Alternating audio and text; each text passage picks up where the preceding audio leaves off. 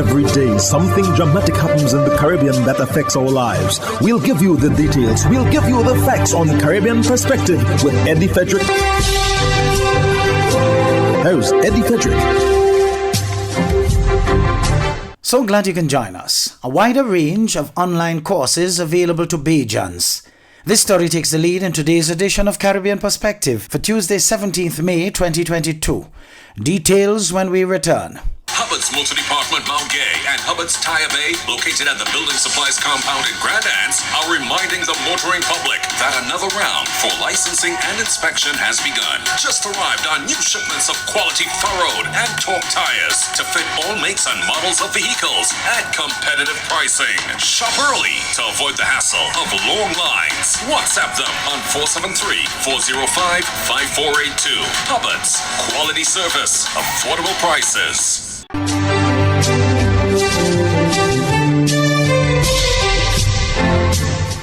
Welcome back. Barbadians now have a wider range of online courses to upgrade their skills. Details in this Barbados Today news item. The National Transformation Initiative and the US-based online course provider Coursera officially launched Phase 2 of their partnership this evening.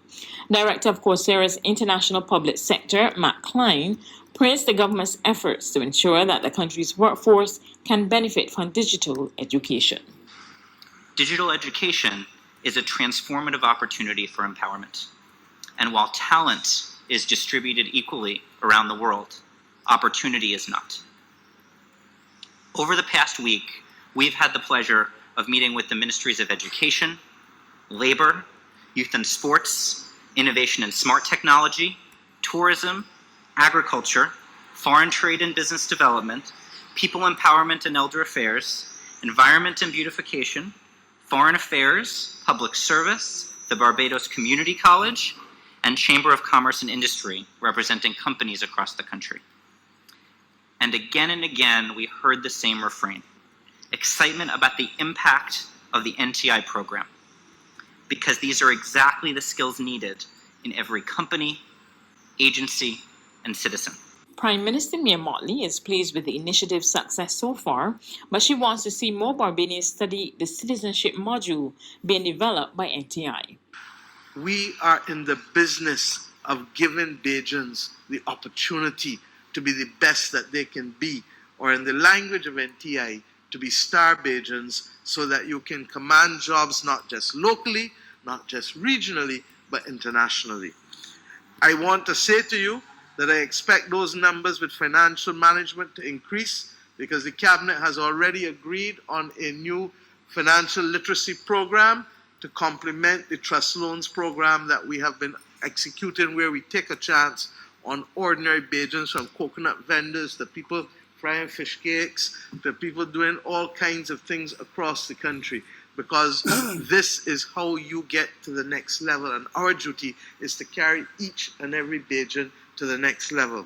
Similarly, I expect that the citizenship modules must be ready for September at both primary and secondary level, so that every student in school at both the primary and then reinforced at the secondary level will have the opportunity to take the citizenship module. And thirdly, I am asking the NTI to enter into discussions with all of our tertiary institutions, public and private, to ensure that the citizenship module becomes a base course, irrespective of whatever else a student is doing. In the meantime, the government of Barbados will be taking action to ensure the local health sector can withstand the impact of climate change. Health and Wellness Minister Ian Gooden-Edgell disclosed that a climate risk assessment of the sector would soon take place as government moves to develop a health national adaptation plan. He was addressing a symposium held under the theme, Building One Health Partnerships for Adaptation to Climate Change. The development of the Health National Adaptation Plans as a critical chapter in wider national adaptation plan is currently the primary strategy being pursued in efforts to commence the building of resilience in the health sector. Consequently, there are plans to conduct a comprehensive climate risk vulnerability assessment across the entire health sector, which further demonstrates this ministry's commitment to building climate resilience in the interests of preserving public health. There's much work to be done, and the Ministry of Health and Wellness cannot do it alone. The path towards building resilience and adapting to climate change in the health sector must be paved with cooperation and partnerships between sectors, including agriculture, environment, water resources, finance, and others.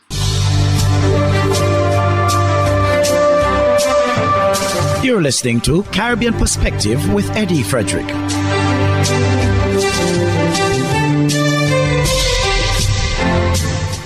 Dozens of activists in the British Virgin Islands held a protest rally on Wednesday, calling for the British Overseas Territory to retain its autonomy. Following a report by a commission of inquiry that said it should be governed directly from London. The report came the day after the arrest of former Premier Andrew Fahey in Miami on drug and money laundering charges, leading him to be removed and replaced by his former deputy, Natalia Whitley. The Commission of Inquiry found that millions of dollars of state funds were spent each year by politicians and ministers in a territory of 30,000 people without proper process, along with serious dishonesty in relation to sales of public property and widespread abuse of appointments.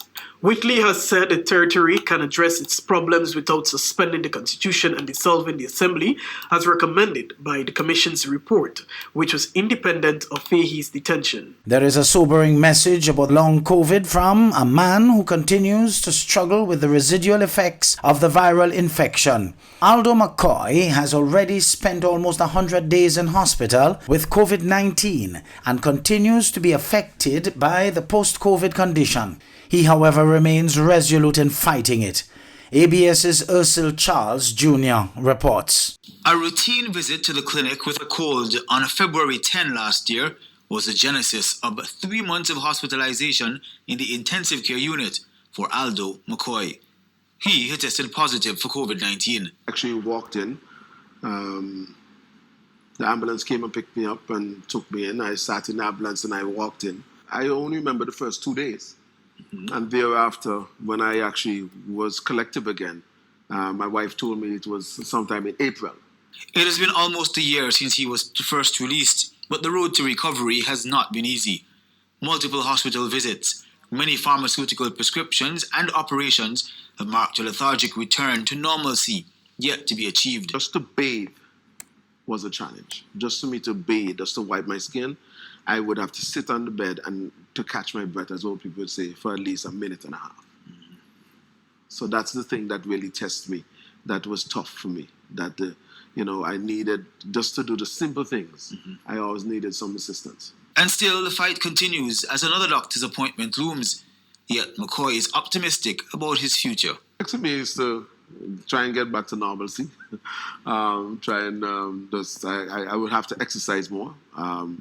To get back the strength and to do what I have to do, to work. I've not worked since last year, February. So I need to really do something, being the type of guy that I am. So once I do that and to make my contribution. He's reminding the populace that the health crisis is not only the risk of contracting COVID-19, but also being left with a debilitating post-COVID-19 condition. For ABS News, I'm Ursel Charles Jr. Still on Antigua, former Prime Minister Baldwin Spencer has thrown his support behind the government's plans to develop an education hub in the Five Islands community. He acknowledged his initial opposition to the University of the West Indies Five Islands campus being established at the site of what had been earmarked for a secondary school.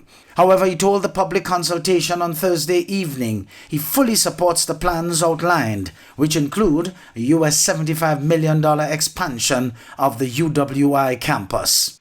While it is true that there may have been serious concerns about what developed when the decision was taken to turn the secondary school into university campus, the reality is that it is a university campus. And therefore, we have got, despite the fact that there may have been genuine and sincere concerns in terms of objectives, the fact is we have a university campus in Five Islands. The question that now arises is how we are going to ensure that with the campus being in Five Islands and the overall educational plan may be affected by virtue of its existence, how can we address those concerns? And I'm pleased to hear, because I came here, the questions that I wanted to ask had to do with the question of the preschool, the primary school, and the secondary school. Now, these have been answered, and I am now satisfied that the whole idea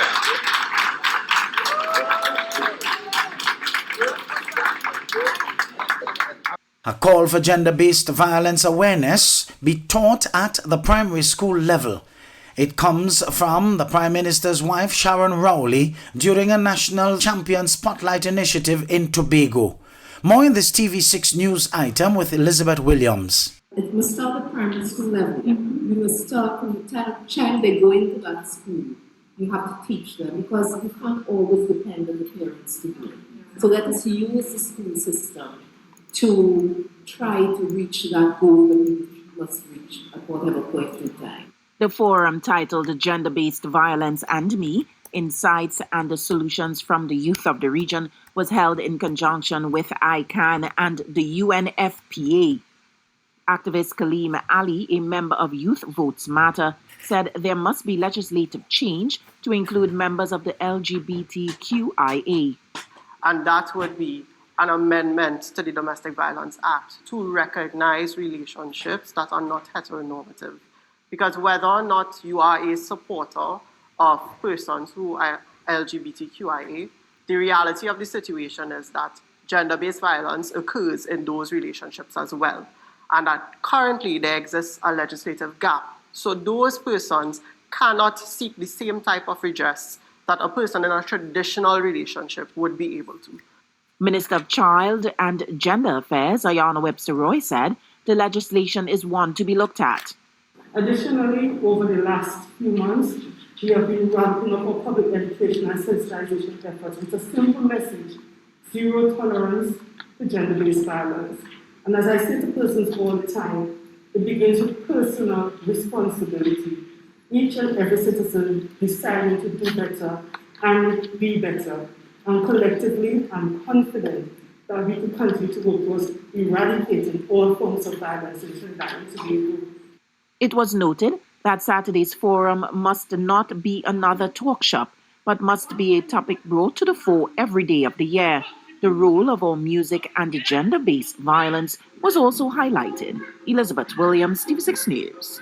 Hubbard's Multi-Department Mount Gay and Hubbard's Tire Bay, located at the Building Supplies Compound in Grand Anse, are reminding the motoring public that another round for licensing and inspection has begun. Just arrived on new shipments of quality furrowed and torque tires to fit all makes and models of vehicles at competitive pricing. Shop early to avoid the hassle of long lines. WhatsApp them on 473-405-5482. Hubbard's, quality service, affordable prices.